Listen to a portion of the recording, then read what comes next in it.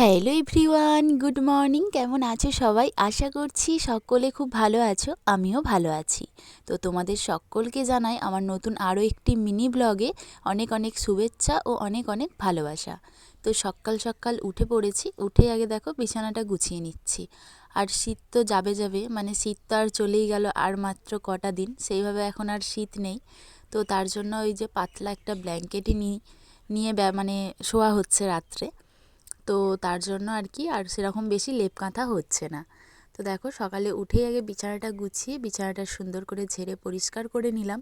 আর জানালাটাও খুলে দিলাম, বেশ সুন্দর ঘরে আলো আসছে। তো এই যে আমার বিছানা গোছানো কমপ্লিট। আর বিছানাটা গোছানো থাকলে দেখতেও ভালো লাগে। তারপরে উঠেই দেখি যে আজকে আমাদের নতুন ঘরের কাজ কিছুটা বাকি ছিল, সেইগুলোই আর কি হচ্ছে। তো মিস্ত্রি কাকারাও চলে এসেছে। তারপরে এই যে দেখো, তারপরে মুখ টুক ধুয়ে ব্রাশ সেরে আর কি আমি বসিয়েছি রান্না। এই যে প্রথমে আর কি ভাতটা বসিয়ে দিলাম, ভাতটা হতে থাক, তার মধ্যে আমি সবজি সব কিছু কেটে নেব তরকারিটা করার জন্য।